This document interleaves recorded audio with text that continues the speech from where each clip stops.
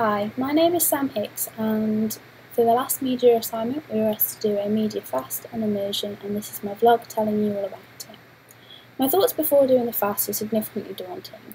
I was considerably anxious about being detached from my social media bubble, and this led to me to procrastinate in doing the project in the hope of delaying the experience. But despite my efforts in producing as many excuses as I could, I did find it really hard to schedule the day. I originally wanted to do it on a Sunday, as I thought I don't do a lot on a Sunday anyway, so I had hoped it wouldn't be as different or as noticeably different without technology. However, a surprise family visit meant that I had to relocate my fast day to the following day, because it proved a bit unrealistic to do a fast when I relied on technology to be notified of my family's arrival home, or just really enjoying my day without having the constant reminder that I need to avoid media. So that's what I decided. And it also media proved really inescapable before I'd even begun the fast. I decided that I might do a campus trek, go around and explore. However, I know that campus is riddled with print media, and knowing this, I thought putting myself in the environment wasn't going to be the best thing, considering I was supposed to be abstaining from media. So that's what I decided with that one. On the day of my fast, I overslept because I don't own an analogue alarm clock, and I usually rely on my phone. But it kind of wasted half a day, so that's how I tried to abstain from my media. But when I did wake up, I noticed a significant silence, realised how quiet life is without media.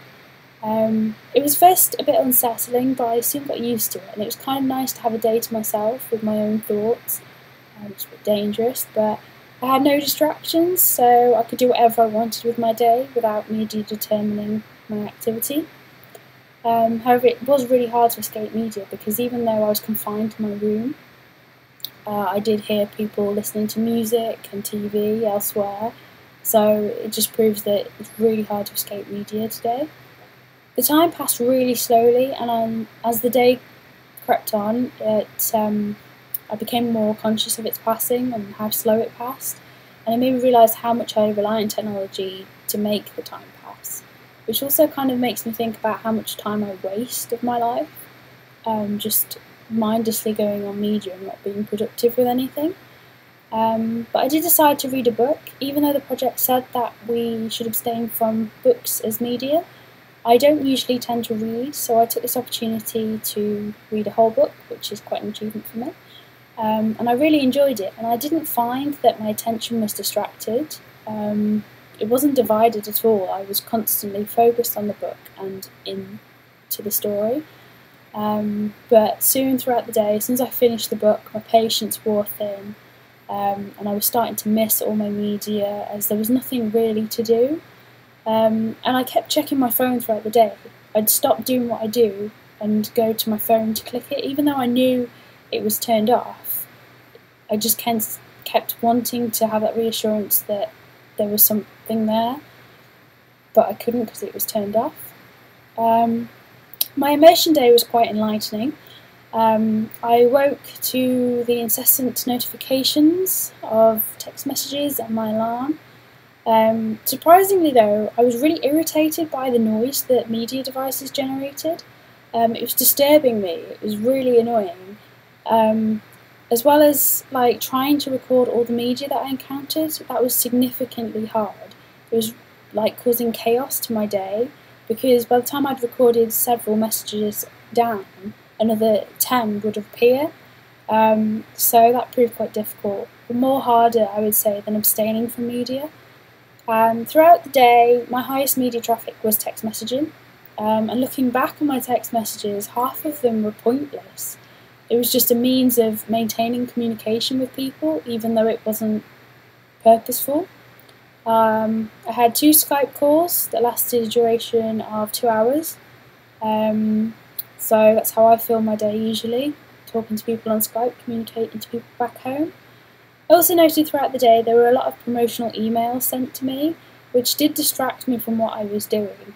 And I think that this is really worrying because most of my time I'm distracted by this kind of stuff, and it doesn't even relate to me. Like, they wanted to sell me a bathroom, and I don't really need a bathroom. So it just goes to show that some media isn't that great or beneficial.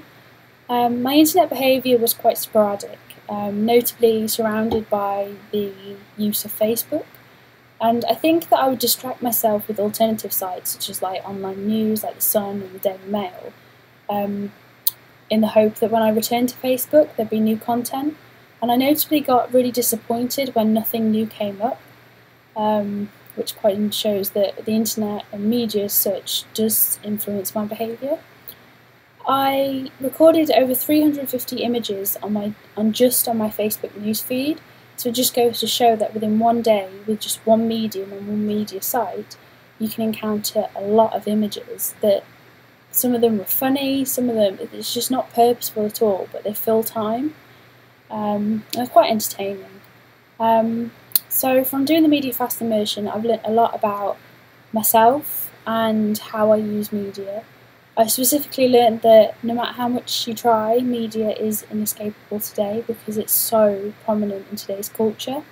I'm not sure whether I'd say there's too much media messaging. I would say there's a lot of unpurposeful messaging, such as the emails that I get, promotional. I could probably do without them distracting me in my day. But I do like using media, and I like being within the social media sphere that I have. I do have some recollection of my childhood when I wasn't that dependent on media, which is quite worryingly about new generations who are able to use technologies, like digital babies, use the technology before they can walk and talk.